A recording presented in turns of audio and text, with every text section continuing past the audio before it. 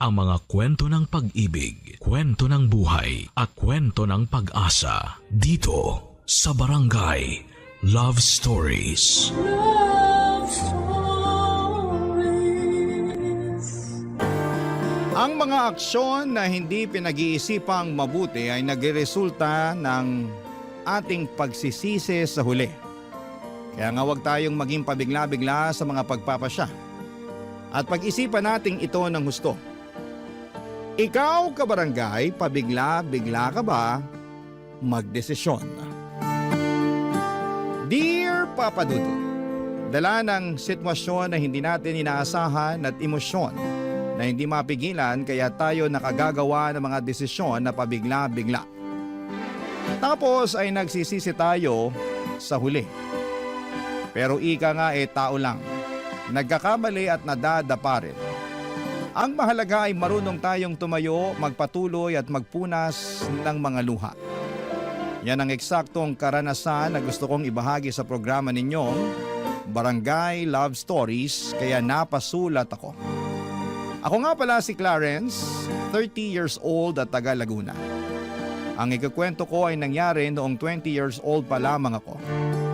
College dropout ako at ewan, hindi ko lang siguro feel mag-aral, saka mahina ako sa klase kaya madalas akong nahihirapan.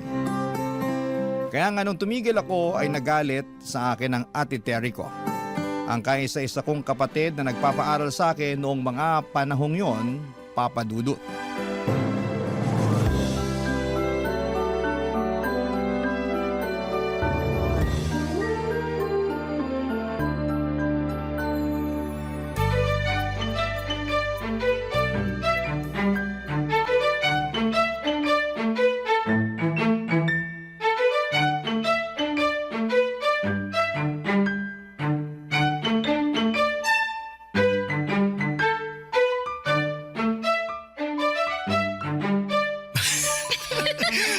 Baby naman eh.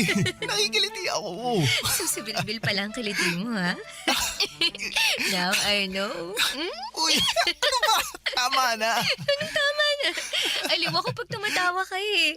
Kaya lalo pa kitang kikilitiin. Makahagikik ka naman dyan, Clarence. Ang saya-saya mo pa. Ate, nandiyan ka na pala. Magandang tanghali po, ate. Sino naman yung babaeng yan? Si Emily, ate, girlfriend ko. Girlfriend? Kailan pa naging kayo? Kaninang umaga lang po. Kasasagot ko lang po kay Clarence. Hindi kasi ako tinigilan nitong kapatid niyo eh. Sobrang kulit kaya pinagbigyan ko na. Ay, wow. Baby ko naman eh. Huwag mo na sabihin kay ate. Ay, wow ulit. Sa harap ko pa talaga kayo naglandian, ano? Pasensya na po ah. Hindi lang namin mapigilan eh. Di ba? Wala namang problema yun, pero wala kasing nababanggit si Clarence na may nililigawan pala siya. Kaya nga, gulat na gulat ako na may girlfriend pala siya, tapos dinala niya rito sa bahay ng hindi man lang pinapaalam sa akin. Ate, hindi naman magnanakaw si Emily. Girlfriend ko siya. Hindi ko sinabing magnanakaw siya, pero sana sinabi mo sa akin na may bisita ka pala, no? Baka nakakalimutan mo, bahay ko to. Hindi ko naman nakakalimutan at di ko rin naman inaangkin, kaya huwag kang magtaray ng ganyan. At bakit hindi? May karapatan naman ako. Nako, wag na po kayong mag-away. Hindi kasi maganda sa magkapatid yun. Ineng, Ay. wala akong pakialam sa opinion mo. Wala ka namang alam kung bakit ako nagkakaganito. Yang kasing Clarence na yan ang may kasalanan. Ibis na unahin ang pag-aaral, mas inuna pa talaga ang paghahanap ng karelasyon. Ate, hindi naman si Emily ang dahilan kung bakit tumigil ako sa pag-aaral eh. Ayoko lang talaga. Feeling ko di ko kaya yung college. Ang sabihin mo, wala ka lang tiyaga. Dami-daming kaedad mo dyan ang gustong mag-aral, pero ikaw yung may tsansa kaso binabaliwala mo lang. Sayang naman yung binayad ko sa tuition mo ng mga nagdaang semestre. Di ka naman pala magpapatuloy sa pag-aaral. Ayan ka na naman eh. Anong ginawa ko sa'yo? Nanunumbat ka. Dami mo sinasabi na para bang pinalalabas mo sa harap ni Emily kung gaano ka walang silbi. O bakit? Hindi ba? Siyempre hindi. Badip ka naman ate. Pinapahiya mo ako sa girlfriend ko. Ikaw ang nagpahiya sa sarili mo? Ang tanda-tanda mo na pero wala kang kadala-dala? Kung umasta ka, daing mo pa yung musmus na kailangan ng gabay ng magulang? Hala, grabe ka naman sa mga sinabi mo. Ang OA mo masyado. OA na kung OA pero nagsasabi lang ako ng totoo. Excuse me lang po Medyo umiinit na yata rito eh. May aircon ba kayo? Mukha ba kaming may aircon? At kung meron naman, tingin mo ipapagamit ko sa'yo? Ay, grabe naman siya. Buti pa Emily, alis na lang tayo dito sa bahay. Doon na lang tayo sa mall magpalamig. Ay nakakainis kasi dito eh. Buti pa nga. Tara na, baby ko.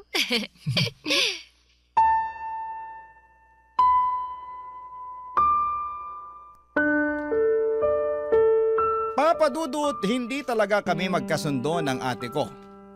Para kasi siyang galit sa mundo palagi, yun bang pinaglihi sa sama ng loob na madalas kong sabihin sa kanya. Sa edad niya kasi noong 29 ay single pa rin siya. Baka factor na walang lalaki na nagkakagusto sa kanya kaya ganon siya kasungit. Sa katunayan ay ramdam ko na pinagtsatsagaan na lamang namin ang isa't isa. Lalo't nangako siya noon sa mga magulang namin bago sila namatay, naaalagaan niya ko. Fast forward, madalas kong sabihin kay Emily na gusto ko nang umalis sa poder ni Ate Terry. Ayoko na kasi yung pakiramdam na minamanduhan lalo na at hindi naman ako bata. Marunong na akong mag-isip at magdesisyon para sa sarili ko. Kaya nga kinumbinsi ako ni Emily na umalis na sa bahay ni ate. Para patunayan sa kanya na kaya ko nang tumayo sa sarili kong mga paa, Papa Dudut.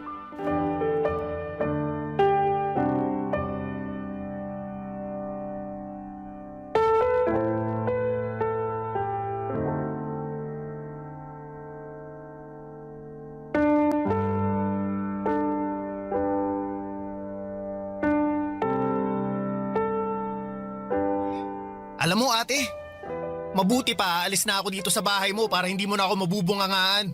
Kung hindi ka nabibingi sa sarili mong boses, pues ako binging-bingi na. At saan ka naman pupunta?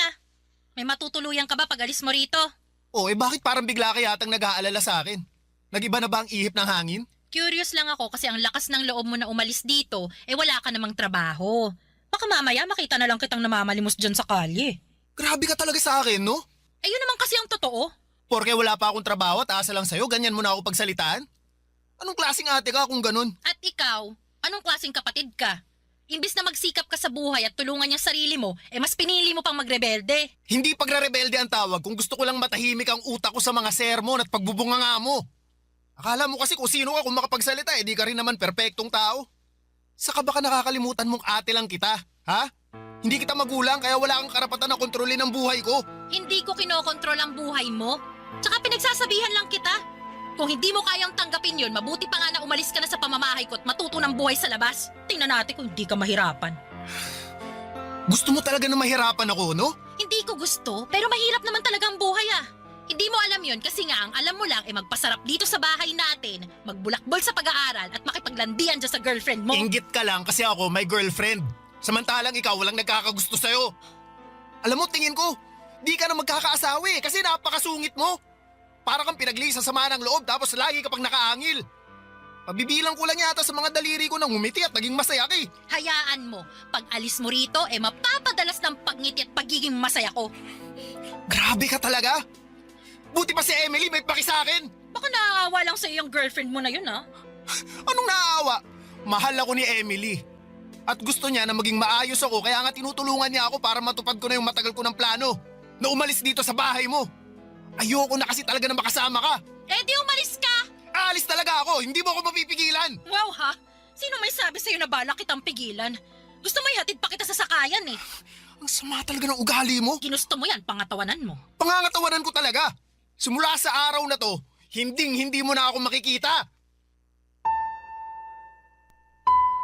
Papa Dudut, ang daming sinabi ni Auntie Terry pero lahat ng yun ay pumasok lamang sa kaliwa at lumabas din sa kanang tenga ko. Wala na akong pakialam sa kanya dahil desidido na akong magkaroon ng sariling buhay kaya nga malaki ang pasasalamat ko kay Emily dahil inalalayan at tinulungan niya akong maisakatuparan ang bagay na yon. Masasabi ko na sa aming dalawa si Emily talagang mas malakas ang loob na gawin ang mga bagay-bagay. Bago ako umalis sa poder ni Ate Terry ay tinulungan na niya akong maghanap ng maupahang apartment. At nakahanap naman kami noong pasok sa budget kaya masayang masaya ako. Tapos niyaya ko si Emily na lumipat doon para magkasama na kaming dalawa. Hindi na kami mapaghihiwalay ni Ate Terry, Papa Dudut. At wala na ring maninita sa amin. Barangay Love Stories. Barangay Love Stories. Papa Dudu, tuluyan ko na ngang pinutol ang koneksyon ko kay Ate Terry. Hindi ko na siya tinatawagan o tinitext kahit minsan ay nangungumusta siya. Blinako na rin siya sa Facebook at gusto ko na lang magsimula ng buhay na hindi siya kasama kaya nag-focus na lamang ako sa paghahanap ng trabaho. Para meron kaming pambayad sa renta ni Emily. Dahil unemployed pa ako, siya ang nag-aabono ng advance at deposit ng apartment na tinuluyan namin at nangako ako na papalitan na lamang yon. Hindi nagtagal ay nakapasok ako sa isang canteen bilang all-around dishwasher, service crew at minsan ay cook. Saktuhan ng sweldo at hindi pa nga umabot ng minimum. Kaya naman nahirapan akong makapag-ipon ng pera. May trabaho naman si Emily bilang call center agent dahil mataas ang kinikita niya kesa sa akin. Siya ang gumagastos sa aming dalawa hanggang sa nagreklamo na siya. Tapos ay nabuntis ko pa siya kaya lalong nagkanda leche-leche ang lahat, Papa Dudut.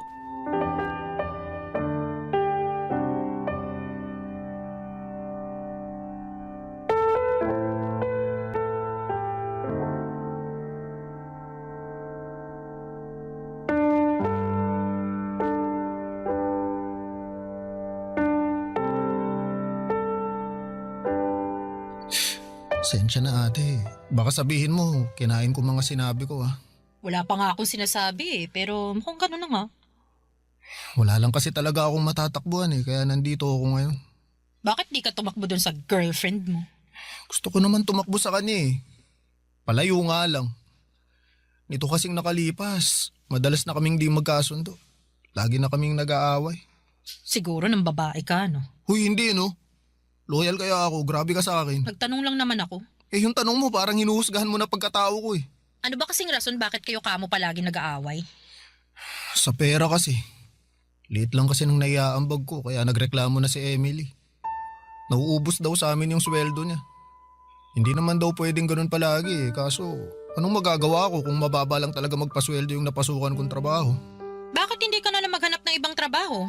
Yung malaking pasweldo. Sinubukan ko naman kaso bihira tumatanggap ng high school graduate Pinag-apply din ako ni Emily sa call center pero unang interview ko pa lang, ligwak na. Di kasi ako magaling mag-English kaya ayun, di rin ako nakapasok. Nag-away pa nga kami kasi gusto niya mag-apply ulit ako pero sabi ko ayoko na, napapahiya lang ako. Medyo ang hirap nga ng sitwasyon mo. Sinabi mo pa. Tapos ngayon, buntis na si Emily. Iba ka rin, no? Nakuha mo pang buntisin yung girlfriend mo? Malamang magkasama kami sa iisang bubong Alangan namang magtitigan lang kami. Siyempre, may nangyayari sa amin. Alam mo, hindi ako interesado na malaman ang bagay na yan. Pero sana naisip mo na ang hirap ng buhay tapos nakuha niyo pa talagang mag-anak. Yun na nga. Sinisisi nga ako ni Emily kasi binuntis ko raw siya. Kaya tuloy lalo kaming nahihirapan. Ilang buwan na rin kaming di nakakapagbayad ng renta.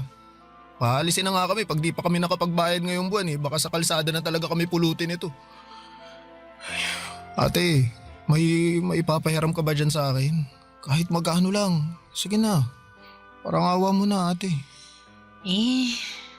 Wala akong pera rito. Sige na, babayaran ko naman Maawa ka na sa kapatid mo. Wala nga. Pero kung meron man, di rin kita paihiramin Grabe naman to. Hanggang ngayon ba galit ka pa rin sa akin kasi napakasutil kong kapatid sa'yo? Siguro masayang masaya ka na ngayon na nakikita ako naghihirap no? Mukha ba akong masaya?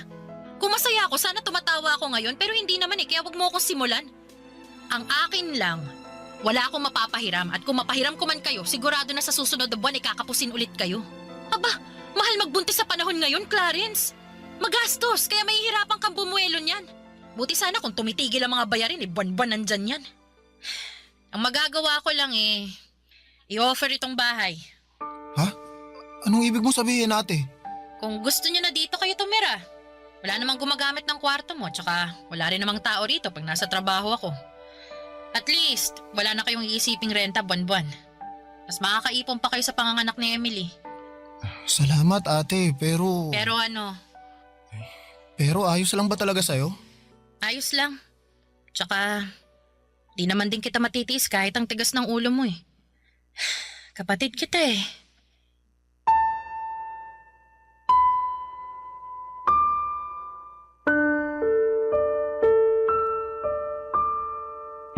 Papadudot, kinain ko talaga ang mga sinabi ko nung umalis ako sa poder ni Ate Terry nang makiusap nga ako sa kanya. Natulungan kami ni Emily. Kaya nga kahit hiyang-hiya ako sa kanya ay tinis ko ang sermon niya sa akin dahil may punto naman ang mga sinabi niya.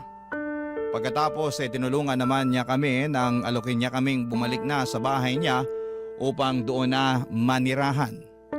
Noong sinabi ko kay Emily ang alok ni Ate Terry ay hindi siya natuwa kesyo akala ko raw ba ay gusto ko nang makaalis sa poder ng ate ko ganito ganyan.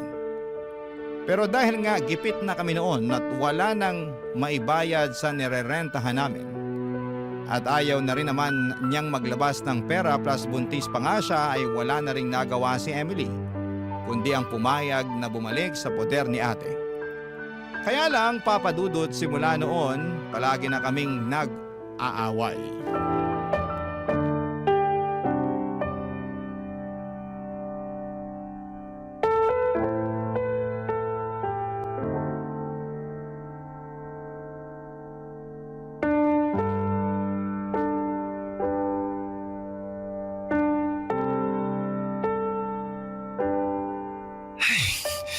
Emily naman, baka mapaano si baby. Paano mapapano? Nandito lang naman siya sa tiyan ko. Alam ko naman yun, pero balik mo nga sa ubi ngayon. Kanina pa kita niyayaya kaso ayaw mo namang umalis. Ayoko nga. Tinatamad ako. Bakit mo naman katatamaran ng bagay na yun? Bakit ka ba kasi nakikialam? Ako naman ang buntis, hindi naman ikaw ah. Kaya mas alam ko kung ayos lang yung baby natin o hindi. Hindi ko kailangang magpa-OB. Gastos lang yan. Para ka namang ano eh. Ano? Sige, sabihin mo. Hindi na ba talaga matatahimik ang bahay na to? Simula nung dumating kayo rito araw-araw na lang kayo nag-aaway. Mahiya naman kayo sa akin, oh. At bakit naman ako mahihiya sa'yo? Sino ka ba? Anong sinabi mo? Huy! Emily, ano ba yung pinagsasasabi mo kay ate? Kakayamot kasi tong ate mo eh. Sabat ng sabat, hindi naman kasali sa usapan. Bastos naman pala tong babaeng to eh.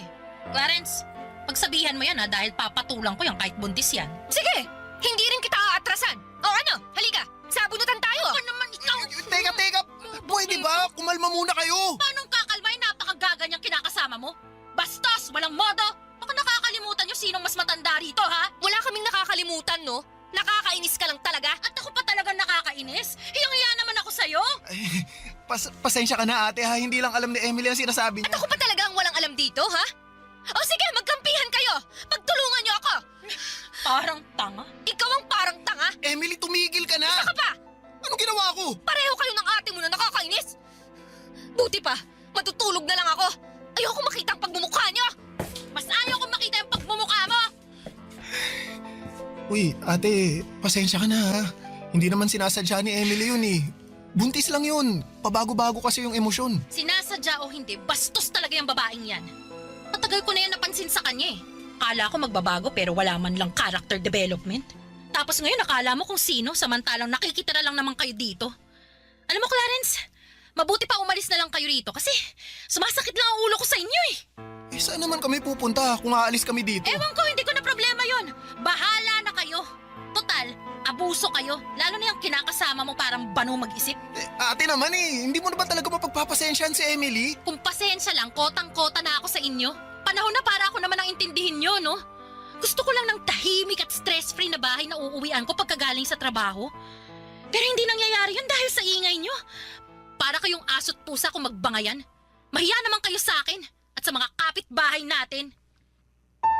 Papadudot, hiyang-hiya ako kay Ate Terry dahil siya na nga ang nagmabuting loob. Na patirahin kami sa bahay niya ay minasama pa ng kinakasama ko. Hindi ko alam kung dahil lamang ba yon sa buntis siya, kaya siya moody o sadyang unti-unti ko nang nakikita ang tunay na ugali ni Emily.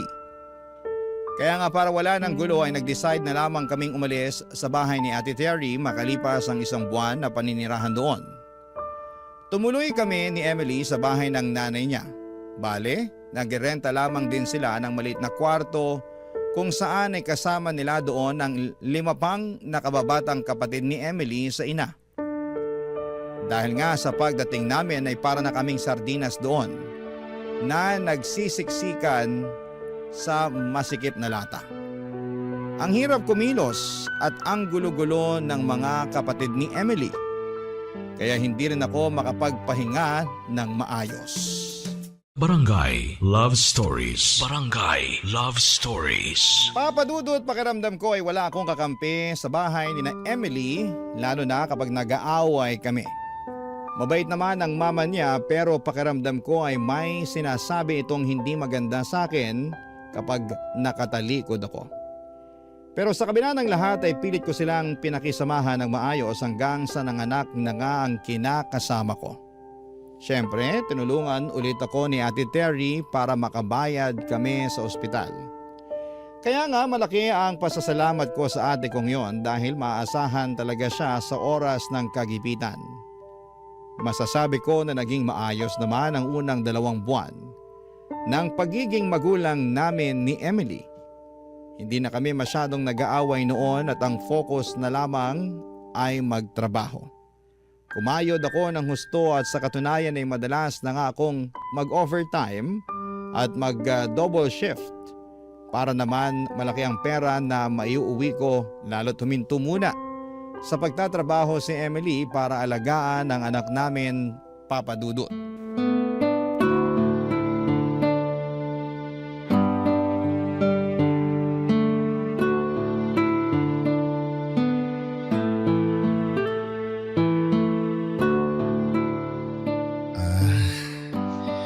Ito na pala yung sahod ko, Emily. Akin na. Kompleto ba to? Oo naman. Sige ha, bilangin ko. Huh? Ito na yun? Ha? Bingi ka ba o ano? Kako, ito na yung ipinagmamalaki mong sweldo? Oo, yan na yun. Ang kaunti lang naman na ito. Sigurado ka na wala kang kinupit ha? Grabe ka naman. Naniniguro lang.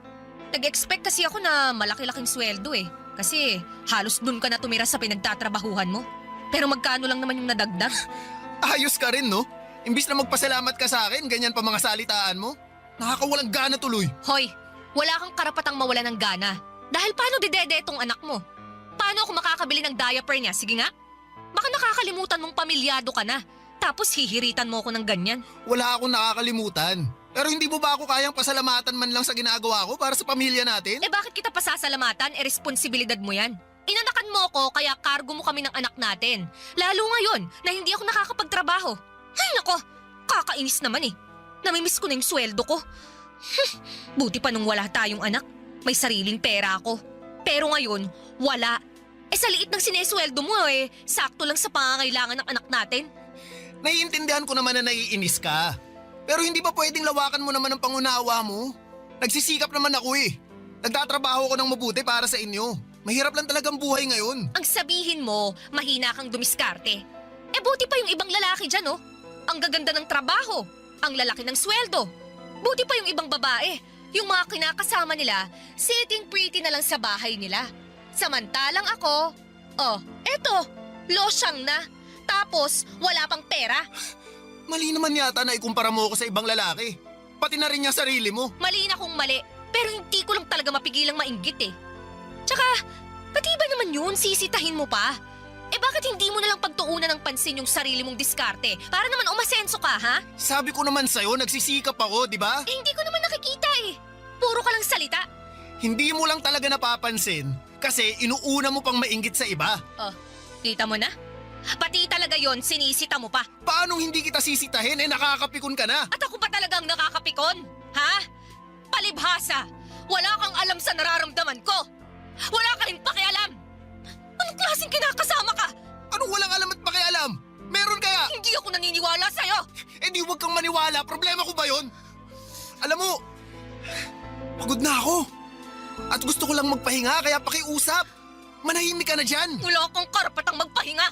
Ano sinabi mo? Narinig mo ang sinabi ko. Huwag kang umastang bingi dyan. Ah! Lintik na buhay naman to! Oh! Pati itong kinakasama ko, lintik din! Ah! Papa Dudut, sobrang aburido ako kay Emily kaya hindi ko na nakontrol ang bibig ko na magsalita ng mga masasakit. Bagay na lalo lamang gumatong sa nagbabaga at mainit-init na naming away. Tapos ay kinantsawan pa kami ng mga kapatid niya at pinagpustahan kung sino sa amin ang kakampihan nila.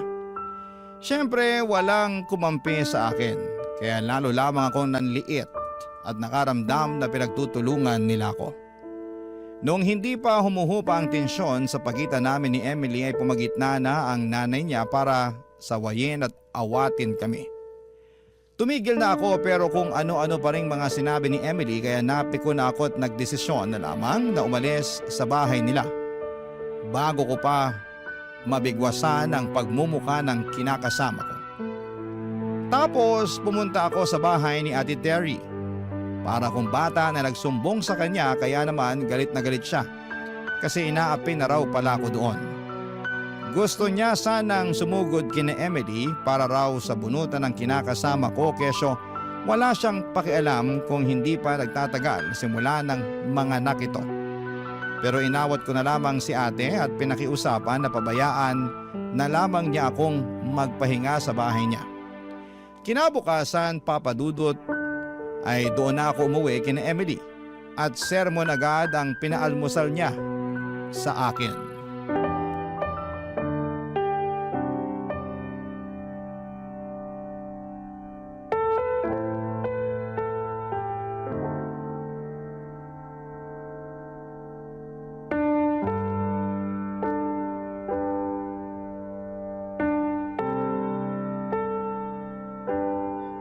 Emily, ano ba? Ano ba? Inaano kita, ha? Nagtatanong lang ako sa'yo. Saan ka galing, ha? Saan ka natulog? Sagutin mo ako! Kina Ate Terry nga. Kanino ko pa sinabi na galing ako sa bahay niya, di Hindi ba? ako naniniwala sa'yo! May ibang babae ka, no? Aminin mo na! Emily naman eh. Sagutin mo na lang yung tanong ko, Clarence! Wala akong ibang babae. Saka bakit ako mambababae? Mahal na mahal ko kayo ng anak natin. Isip-isip din. Mahal daw. Ano ba kasi problema mo? Ikaw ang problema ko! Ano bang ginawa ko? Bakit ang sungit-sungit mo sa akin? Nagtanong ka pa talaga, ha? Malamang. Hindi ko maintindihan kung bakit ka nagkakaganyan eh. Hindi pa ba halata, ha? Ang ano? Na hindi na kita mahal! Anong sabi mo? Paano naman nangyari yun? Ewan ko, hindi ko alam. Basta, nagising na lang ako isang araw na nagsisisi na ako na nagpabuntis ako sa'yo. Na ayaw na kitang makasama, ganun. Imposible naman yun. Posible yun. Maniwala ka. Siguro ikaw talaga yung may iba, no? Aminin mo na. Ha? Wala ah. Bakit naman ako maghahanap ng panibagong sakit ng ulo? Sige nga. Ewan ko sa'yo. Hindi ako malanding babae, no? Pero kung sakali man na magkagusto ulit ako sa iba, iiwasan ko na yung mga kagaya mo. Aaminin ko na naging uto-uto ako nun. Kasi masyado akong nadala sa matatamis mong salita at naawa ako sa mga drama mo. Pero alam mo, na-realize ko na mas gusto ko pala ng lalaking mature mag-isip at kaya akong buhayin. Hindi kagaya mo. Ayun! Lumabas din ang totoo sa bibig mo mismo. Pero wala nga sabi akong lalaki. Tsaka bakit ako ang inaakusahan mo? Ikaw nga yung kung kani-kaninong bahay nakitulog kagabi. Tigas din ang bunbunan mo, no? Gusto mo tawagan pa natin si Ate Terry para itanong mo sa kanya mismo na andun ako sa bahay niya natulog kagabi? Ayoko nga. Bakit ko gagawin yun eh? Malay ko bang nagsabuatan kayong magkapatid? Siyempre pagtatakpan ka niya. Ah! Para ka talagang tangi! Ikaw ang parang tanga. Hindi mo ba talaga ako bibigyan ng katahimikan kahit konti lang? Manahimik ka muna kasi nakakapikon ka na eh! Ano naman kung nakakapikon ako? Ha? Oh, bakit? Anong gagawin mo sa akin? Sasaktan mo ako? Sira, hindi ako nananalit ng babae. Hindi raw. Pero sa tono mo parang papunta na dun eh. Grabe ka na sa akin, Clarence! Sobra-sobra nagpasakit ang ginagawa mo sa akin! Ano, wala akong ginagawa sa'yo. Napaka-OA mo, ha? Ako pa talaga ang OA? Oo, sino pa ba? Saka bakit ka nag-iiyak dyan? Mamaya isipin ng pamilya mo, sinaktan kita o ano, mapasama na naman ako. Masama na naman talaga ang tingin nila sa'yo! At kasalanan mo kung bakit ganon. Buti pa, alis na muna ulit ako. Malapit na akong masiraan ng ulo sa pamamahay na to eh. Pag umalis ka, hiwalay na tayo! Bahala ka sa buhay mo! Papadudot nakipaghiwalay nga sa akin si Emily at kahit masakit sa loob ko ay hinayaan ko na siya. Ang bigat din naman niya sa kalooban na kasama kasi. Tipong hindi na niya ako nirespeto at hindi niya rin na-appreciate ang mga efforts na ibinibigay ko para sa kanya. Bukod doon ay pinagbintangan niya pa akong may ibang babae samantalang siya nga yung nanlalalaki. 2 araw pagkatapos kong umalis sa bahay nila. Maging si Ate Terry ay hindi rin makapaniwala sa kinahandungan ng aming relasyon. Pero isa lang ang nasabi niya. Confirm daw na malandi ang dati kong kinakasama. Wala na naman akong pakialam kay Emily. Ang habol ko lang ay ang anak ko na nakikita ko ng 1 beses sa loob ng 1 linggo. Nag-focus na lamang ako sa pagtatrabaho at pagpapaunlad sa aking sarili para masustentuhan ko ang aking anak at mabigyan siya ng maayos na kinabukasan. Hanggang dito na lamang po ang sulat ko, Papa Dudut. Maraming salamat po sakaling mapili niyong i-ere sa programa ninyong Barangay Love Stories. More power po sa inyong programa at sa inyong istasyon. Ang inyong forever, kapuso at kabarangay, Clarence.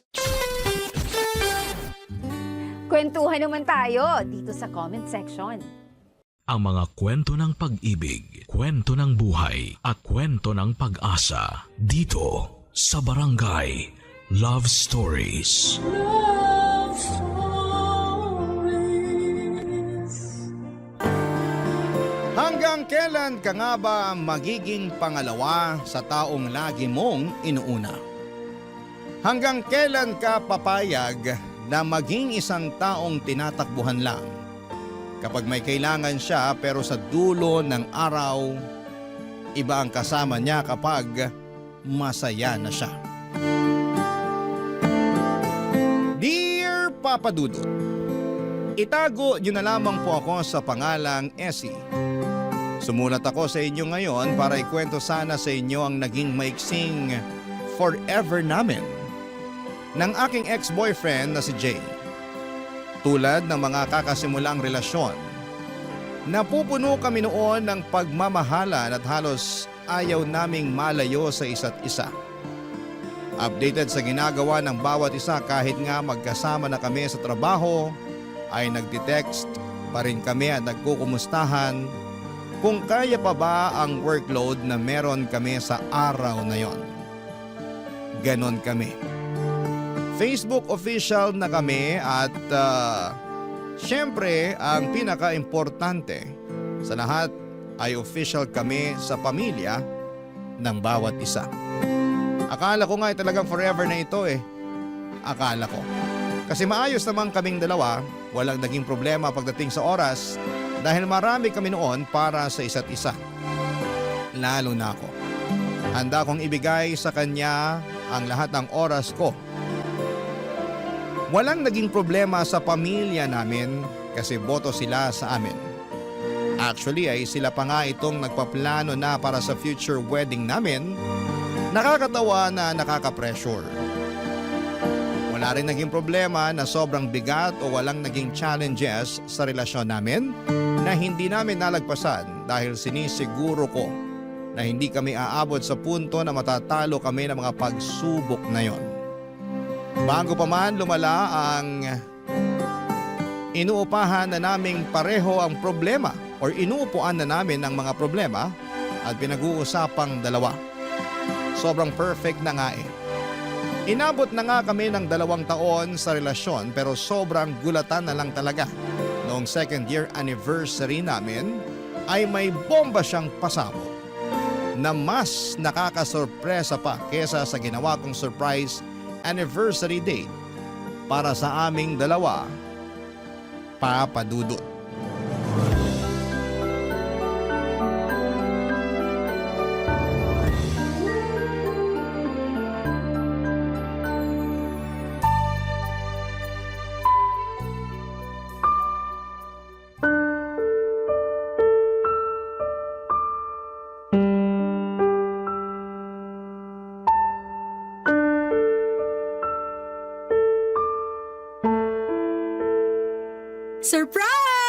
Happy anniversary, babe! Essie, sabi ko naman sa'yo. Alam ko sinabi mo na wala nang pa-surprise sa anniversary natin. Pero kasi hindi ako makatiis eh. Patawarin mo na lang ako. Essie, Wait lang, bago ka magalit dyan, tignan mo muna tong hinanda ko. break na tayo. May hinanda akong tinola sa gata ng paborito mo. Essie! Narinig ko. I'm sorry kasi dapat kahapon ko pa sinabi to eh. Kung alam ko lang na maghahanda ka ng ganito, di sana. Bakit? Anong bakit? Bakit ka nakikipaghiwalay? Bakit ngayon pa? Essie, Nakailang esi ka na ngayong gabi. hindi na ako masaya. Paano hindi ka na masaya? Nung Sunday masaya pa tayong dalawa after church, di ba? Ano yun? Essie, matagal na akong hindi masaya. Bakit di ka masaya? Sabihin mo kasi hindi ko naman yun nakikita sa'yo. Hindi ko alam kung bakit hindi na ako masaya. Siguro kasi hindi na kita mahal. Pero mahal kita, Jay. I'm sorry, Essie. Pero hindi na tayo pareho ng nararamdaman ngayon. Ang labo naman, Jay.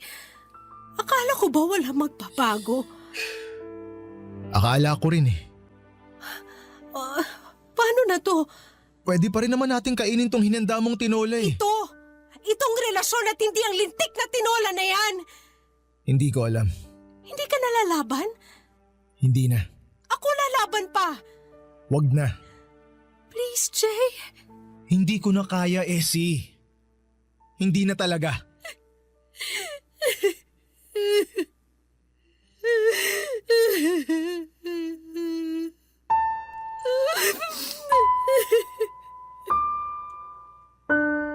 Papadudot ako ang nasurpresa noong gabi ng anniversary namin ni Jay.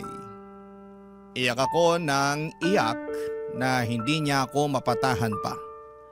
Umalis siya nang hindi nagpapaalam dahil hindi na rin niya alam ang gagawin at makalipas nga ang ilang oras ay tumawag ito para humingi ng sorry sa mga nangyari. Akala ko noon ay makikipagbalikan na ito kasi natauhan na pero hindi, papadudot. Tumawag ito para sabihin na sana ay hindi pa rin kami mag-iwasan. Na sana sa opisina lalo ay makakapag-usap pa rin kami tulad ng dati dahil hindi naman pwedeng mag-isa sa amin na i-give up ang trabaho dahil lang nagkahiwalay kaming dalawa. Na sana ay kahit na hindi na kami magkarelasyon ay matatakbuhan pa rin namin ang isa't isa tulad ng dati. Tulad dong magkaibigan pa lamang kaming dalawa, papadudot. Hindi ko nasabi sa inyo na bago kami maging magkarelasyon ni Jay ay naging mag-best friend kaming dalawa. Since college, takbuhan na namin ang isa't isa lalo na kapag may problema. Lalo na siya. Lagi ang tumatakbo sa akin kapag may kailangang tulong at andon naman ako para saluhin siya. Nasanay siyang ganon sa akin hanggang sa maging kami. Kaya siguro kahit ngayon na magkahiwalay kami ay gusto pa rin itong maging ganon kami sa isa't isa. Takbuhan kapag may problema at pumayag ako rito. Pumayag akong bumalik kami sa pagiging mag-best friend kung ito ang paraan para hindi siya mawala sa akin dahil aaminin ko na hindi pa ako handa na mawala siya. Baka sa ganitong paraan ay bumalik yung nawala niyang feelings. Baka makita niya ang halaga ko. Kaya pumayag ako. Naging best friend niya ulit ako, papadudot.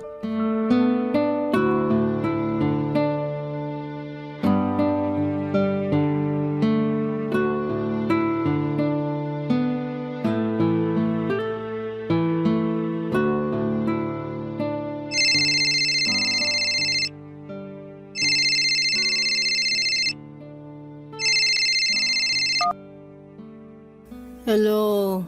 Essie, gising ka pa ba? Nagising na. Ay naku, sorry talaga Essie kasi... Ano ba yun?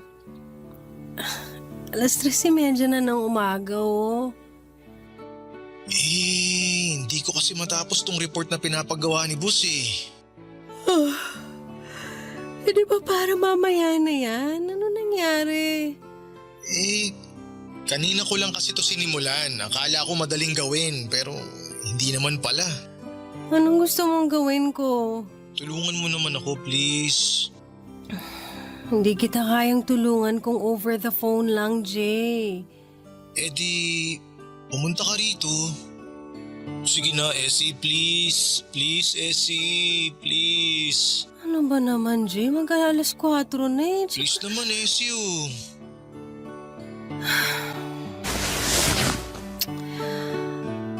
Okay. Bigyan mo ako ng 30 minutes. Pwedeng 20 minutes? Okay. Bigyan mo ako ng 20 minutes para mag-prepare. Ayun, thank you. Thank you, Essie. Sobrang thank you.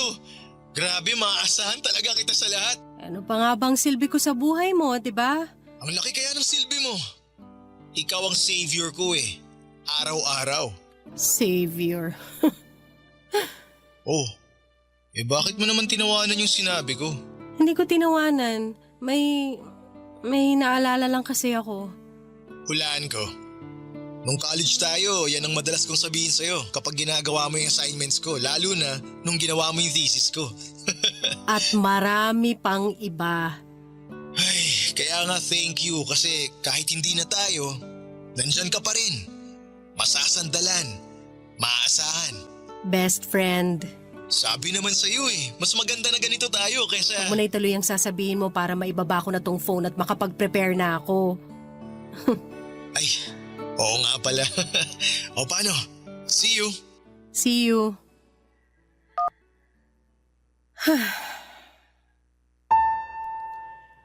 Best friend, yan na lamang ako muli sa buhay niya. Takbuhan niya kapag may kailangan o may problema. Para kaming bumalik sa college, ang daming nagsasabi na ang tanga-tanga ko para ipagpatuloy ang ginagawa ko. Pero kibits balikat na lamang. Hindi kasi nila naiintindihan yung kagustuhan ko na mapalapit lamang kay Jay. Nasanay akong kasama siya at nasanay akong lagi siyang nandyan. Kaya hindi madaling putulin yung naging routine namin. Hindi ko kaya. Kaya naman nakontento ako sa ganito sa pagiging best friend kung eto ang paraan para hindi siya mawala sa akin. Dahil papadudot aaminin ko, kahit 2 taon nang nakalipas, ay mahal ko pa rin siya. Hindi nawala ang pagmamahal ko sa kanya siguro'y dahil ayaw ko naman kasing mag-move on talaga sa kanya. Kasi lagi naman kaming magkasama. At kahit noong nagkaroon na ito ng bagong girlfriend, ay andun pa rin ako sa kanya. Natatakbuhan niya. Kahit ang sakit-sakit na. Andun pa rin ako at umaaktong ayos na ang kahit durog na ako. Dahil alam kong wala ng pag-asang maging kaming dalawa dahil may mahal na siyang iba. Papa Dudut. Barangay Love Stories. Barangay Love Stories. Papa Dudut, lumipas ang 5 taon at heto pa rin ako, katrabaho pa rin si Jay. Ginagawa pa rin ang lahat para sa kanya. Nagigising ng sobrang aga kahit sobrang dilim pa para lamang tulungan siya sa trabaho niya na hindi niya maintindihan o hindi niya magawa. Lumipas nga ang 5 taon at heto, nakakasama pa rin niya ako sa inuman kapag masama ang loob niya sa trabaho o kaya ay sa karelasyon niya. Lumipas nga ang 5 taon at heto, mahal ko pa rin siya. Wala pong nagbago. Mahal na mahal ko pa rin siya. Tanga na akong tanga pero hirap talaga akong kalimutan siya. Lalo na't lagi namang kaming magkasama. At dahil nangako ako sa kanya na hindi ako magbabago, na hindi ako iiwas at magiging mag-best friend pa rin kami. Kahit nga noong time na sinabi nito sa akin na engaged na sila ng kanyang girlfriend. Hindi pa rin ako umalis. Nangako pa rin ako na matatakbuhan niya anumang oras niya ako kailangan, Papa Dudut.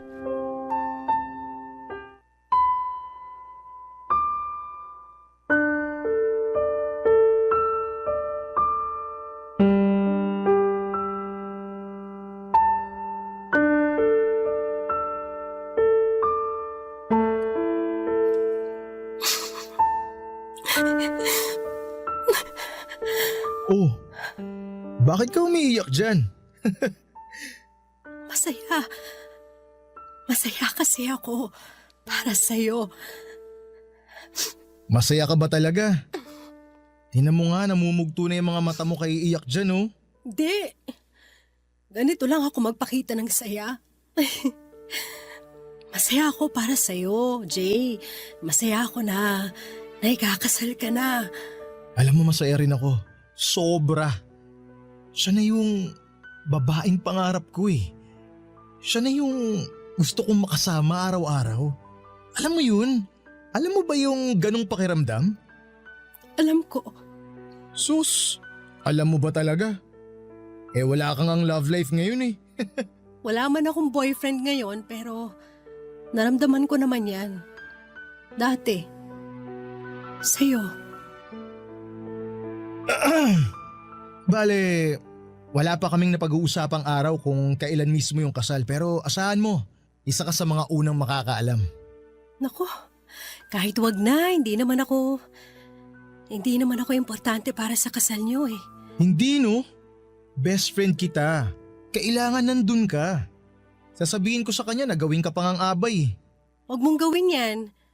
Ayos lang ako kahit nga hindi na ako pumunta eh. Uy, nasa na yung pangako mo na makakasama kita lagi? Pero kasal mo yun, Jay. Eh ano naman ngayon?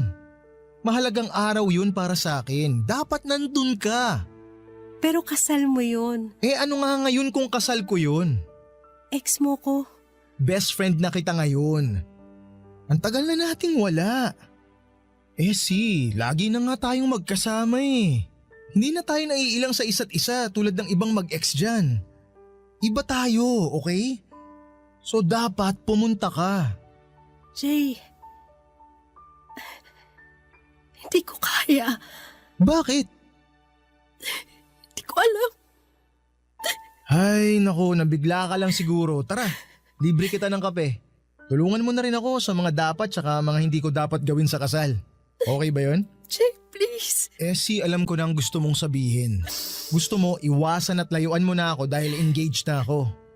Hindi naman ako manhid eh. Hindi naman kasi ang dapat eh.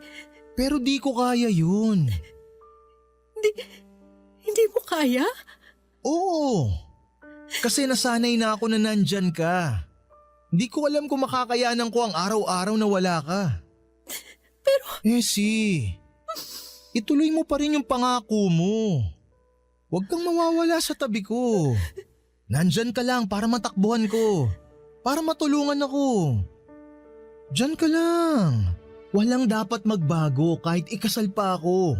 Kahit magkaanak pa ako at magkaapo. Diyan ka lang. Ha?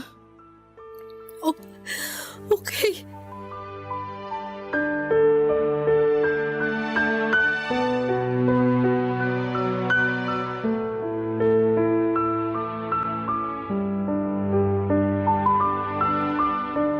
Yun na nga po ang pinakamasakit na pangakong kailangan kong panindigan. Durog na durog ako nung malaman kong ikakasal na siya. Parang biglang nawala na ako ng pag-asa na magiging kami pa. Kasi nung magkarelasyon pa lamang sila ng girlfriend niya ay okay pa. Pwede pang umasa kasi hindi pa naman sila kasal pero iba na ngayon. Engaged na sila at papunta na doon sa forever nila. Alam ko dapat at pinanindigan ko na lamang yung tumatakbo sa utak ko na dapat ay umiwas na ako kahit na ayaw pa niya. Oras na rin para makapag-move on sa kanya pero hindi ko nagawa. Kasi nung tumingin ako sa mga mata niya noong narinig ko ang mga pakiusap niya na huwag akong mawawala ay para akong natameme. Na dapat na sa tabi lamang niya ako, lahat ng plano ko na lumayo ay nawala at pumayag ako sa kagustuhan niya. Ang mga kong hindi ako aalis. Na forever akong nasa tabi niya at forever niya akong matatakbuhan kapag kailangan niya ng forever best friend. Hindi ko po alam, Papa Dudut, kung hanggang kailan ako masasanay sa ganito. Hindi ko alam kung makaka-move on na ba ako sa kanya at matatanggap na ang katotohanan na mag-best friend na lamang kaming dalawa.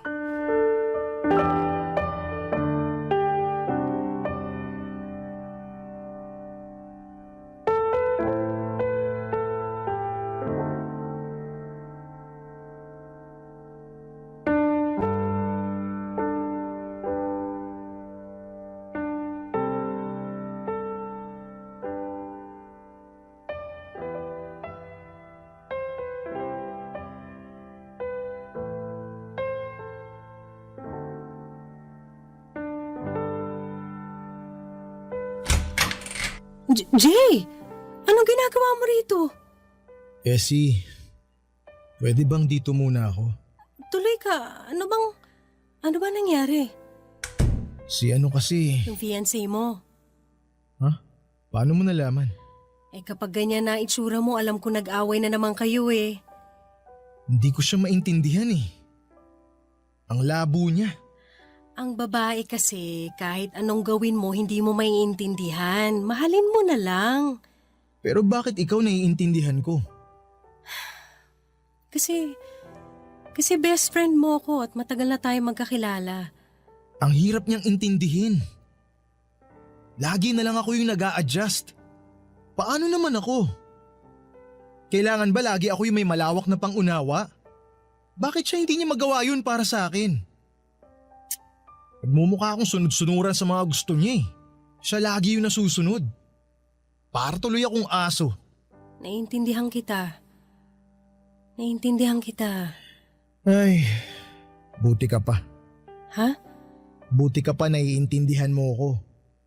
Buti ka pa ramdam ko na hindi ako nag-iisa kapag kasama ka. Buti ka pa. Jay, maaayos nyo rin yan. Away lang yan. Pero paulit-ulit na lang kasi. Pag-usapan nyo lang, maayos din yan.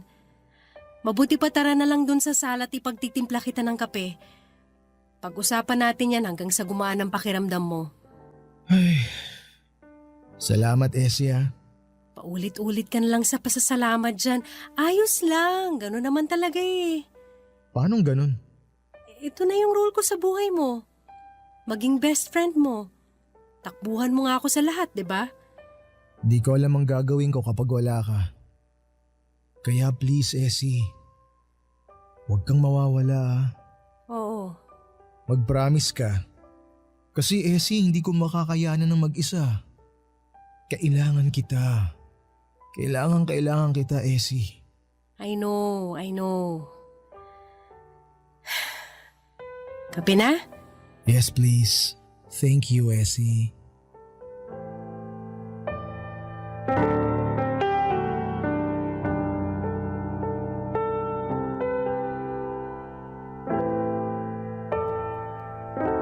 Dapat maging masaya ako kapag sinabi niya na kailangan niya ako.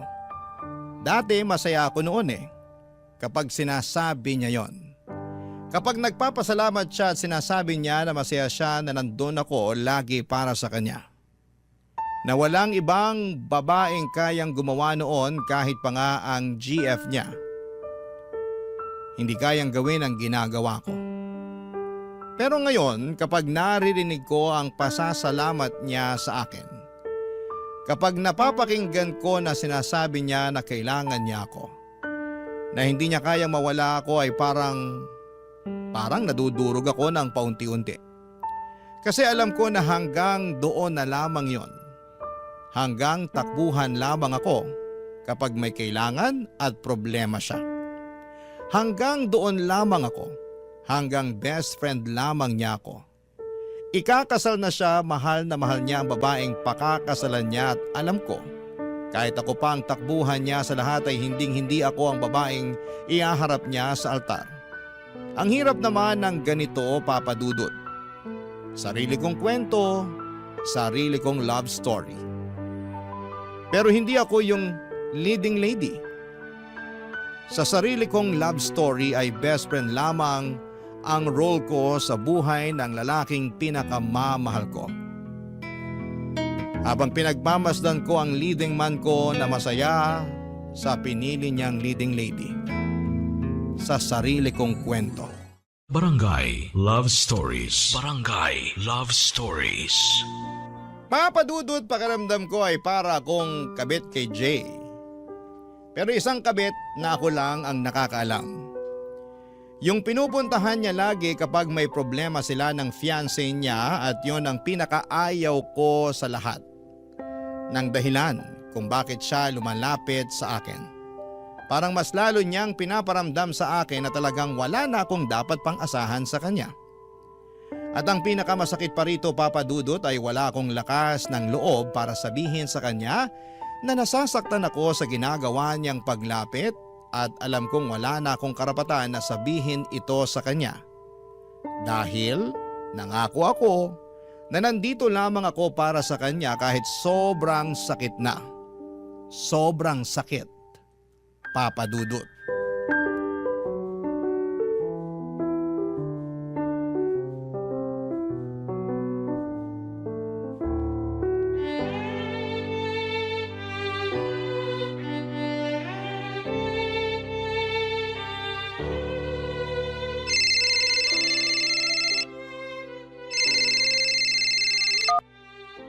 Hello? Hi Essie, naistorbo ba kita? Hindi naman. Bakit? Wala naman, gusto lang kitang kumustahin. Kumustahin ako? O bakit parang nagulat ka? Wala lang. Kala ko kasi may kailangan ka eh. Nanibago lang. Grabe naman to. Kinukumusta naman kita kahit wala akong kailangan Bihira. Kaya sorry, nagulat lang. Okay lang naman ako. Ano bang meron? Wala naman. Pwede bang tumawag lang ako kasi gusto kitang makausap, ganon? Weird eh. Hindi ako sanay na tumatawag ka na walang kailangan. Uy, nakakasakit ka ng damdamin Kanina kasi sa office napansin ko na parang tulala ka. Tapos tahimik. Di ka nga ata kumain ng lunch Dami lang kasing dami lang ginawa kaya ayun, hindi na nakakain. Tigilan mo nga ako, wala kayang masyadong ganap sa office ngayon. Masama lang siguro yung pakiramdam kasi lately sobra yung puyat ko eh. Aba, mukhang pinariringgan mo ako dyan Bakit naman kita paparinggan? Kasi ako lagi nang pupuyat sa'yo.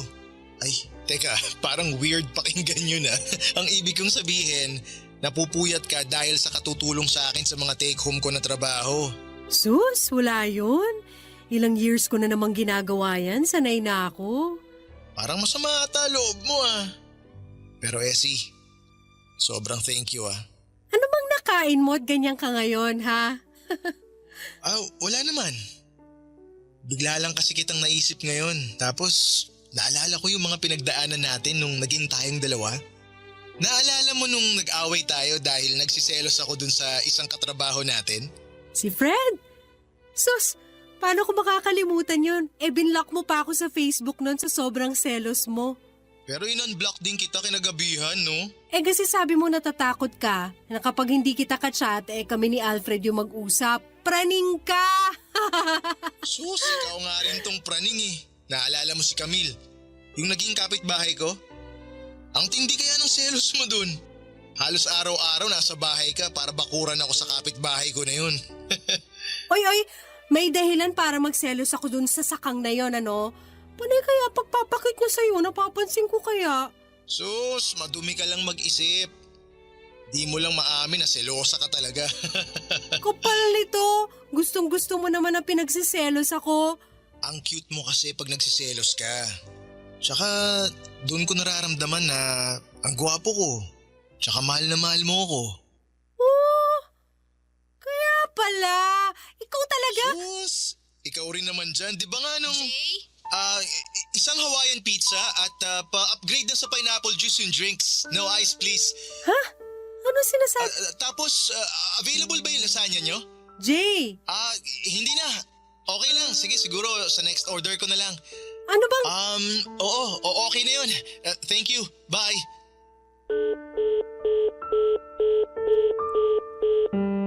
Hindi ko alam kung ano yung naging usapan namin yon ni Jay. Kung bakit bigla siyang tumawag at bigla naming pinag-usapan ang nakaraan namin. Aaminin ko na nakaramdam ako ng kaunting pag-asa. Baka kapag nagtuloy-tuloy ay baka maisip niyang mahal niya pa rin ako. Tuwang-tuwa ako noon habang pinag-uusapan ang nakaraan namin pero nung biglang dumating ang fiancé niya ay bigla siyang nagpanggap na tumatawag sa isang fast food para magpa-deliver ng pagkain at walang sabi-sabing pinatayan ako ng tawag noong papalapit na ang fiancé niya sa kanya. Sobrang mixed signal yon para sa akin. Ano ba talaga? Bakit siya biglang mangungumusta at magbabanggit ng nakaraan namin? Bakit siya biglang magiging sweet tapos bigla ay parang nililihim na niya ako sa kanyang fiancé na dati naman ay hindi niya ginagawa? May mali siya na ba yon sa kanya? Gusto kong pag-usapan namin kung ano ba yung nangyari sa amin pero pagkatapos noon ng pag-uusap namin yon ay umiwas na ito sa akin at hindi ako manhid para maramdaman yon. Pero sa tingin ko ay maganda na rin yon para maka-move on na rin po ako sa kanya.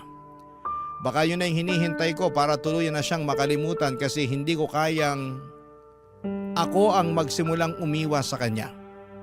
Siguro inabot ng 2 linggo ang hindi namin pagkikibuan hanggang sa isang araw ay bigla na lamang itong pumunta sa bahay, Papa Dudut.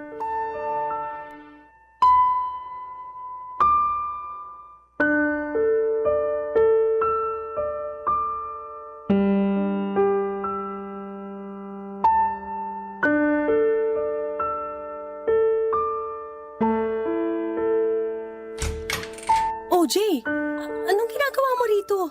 Bakit lagi kayong magkasama ni Pete? Pete? From marketing? Bakit? May ibang Pete ka pa bang nakakasama, ha? Wala. Teka, bakit parang galit ka? Hindi ako galit. Hindi. Nagtatanong lang ako kasi lagi kayong magkasama eh. Bakit masama ba? Oo! Kasi wala namang koneksyon ng department natin sa kanila. So hindi ko magets kung bakit lagi siyang umaali-aligid sa cubicle mo kapag break. O kaya kapag meron siyang chance. Bakit? Wala ba siyang ibang cubicle na pwedeng puntahan? May tinatanong lang yung tao. Ano yun araw-araw? Oras-oras may tinatanong? Si lalaki ako. Alam ko yan. Anong alam mo? Na meron siyang intensyong iba sa'yo. Ano naman ngayon? Pareho naman kaming single, wala namang magagalit. Ako yung magagalit, bakit? Bakit ka magagalit? Sino ka ba para kagalitan kung sino man ang lumapit sa akin? Best friend mo ko. Akin ka lang. Best friend ka lang. Yun lang. Ganon din ako sa'yo, best friend mo lang ako. Nangako ka na pwede kitang matakbuhan kahit na anong oras. Kapag kailangan kita, nandun ka. Pero hindi ko pinangako na ikaw lang ang pwedeng tumakbo sa akin kapag may kailangan. So ganun na lang yon. 2 kaming pwedeng lumapit sa'yo. 2 na kami, ganun. Wala na sa akin ang focus mo. Bakit kailangan mag-focus ako sa'yo? Sino ka ba? Best friend mo nga. Paulit-ulit naman tayo eh. Oo!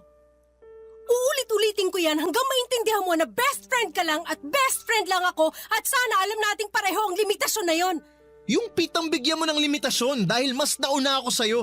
Nauna ka pero tapos ka na, tandaan mo yan. Wala kang karapatan para pagbawalan ako na lumapit o lapitan ng mga tao kasi hindi mo ko pag-aari. Pero nangako ka. Nangako ka rin naman dati, di ba? Walang iwanan. Tayo lang forever. O asa na yon? Bakit? Ikaw lang ba may karapatang bumali ng pangako? Hindi mo naiintindihan yung punto ko eh. Ikaw ang hindi makaintindi sa sitwasyon natin at sa limitasyon natin, Jay, hindi ako. Limitasyon? Walang limitasyon sa atin. Dati siguro oo nung baliw na baliw ako sa'yo pero ngayon, bibigyan ko na ng limitasyon ng sarili ko sa'yo. Bakit? Dahil ba kay Pete? Dahil nakahanap ka na ng ibang matutulungan mo? Ng ibang mamahalin? Ha? Ganun na lang yon? Hindi dahil kay Pete. Dahil sa akin. Pagod na ako. Jay, pagod na ako. Pagod na ako na lagi mo na lang nilalapitan kapag may kailangan ka. Pero anong kapalit nun? Pag-atras ko sa pag-move on. Pagod na ako na maging okay na best friend mo na lang kasi hindi talaga siya okay. Masakit ng sobra. Ilang taon na kaya please lang. Hayaan mo naman ako maging masaya ulit. Hayaan mo na lang na makalimutan kita at magpapasalamat ako kung hahayaan mo akong gawin yun, Jay, kasi mahal pa rin kita pero Please, tama na. Tama na. Essie! Umalis ka na. Please, umalis ka na. Essie naman, pag-usapan muna natin to. Sandali! Teka! Essie! Essie, ano ba? Essie, buksan mo tong pinto. Kinakausap ko kita eh.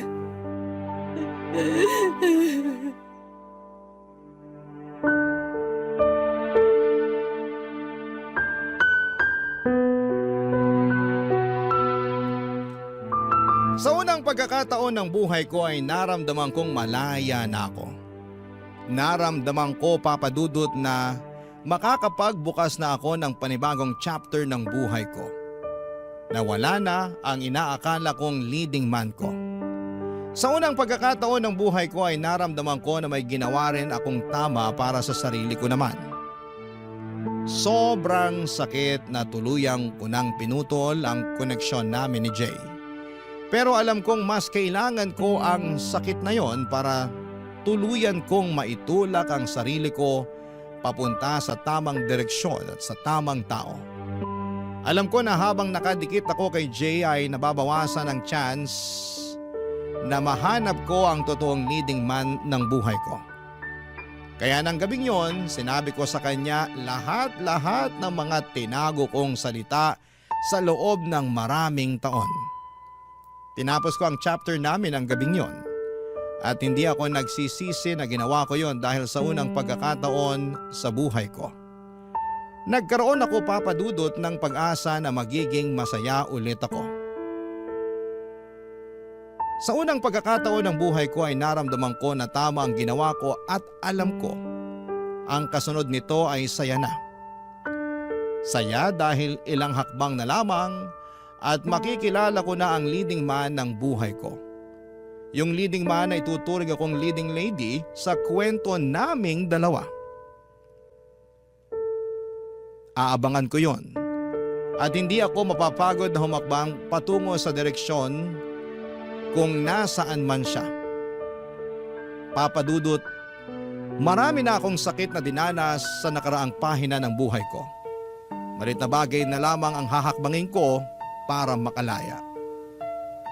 Ang inyong kapuso at kabarangay forever, Essie. Kwentuhan naman tayo dito sa comment section.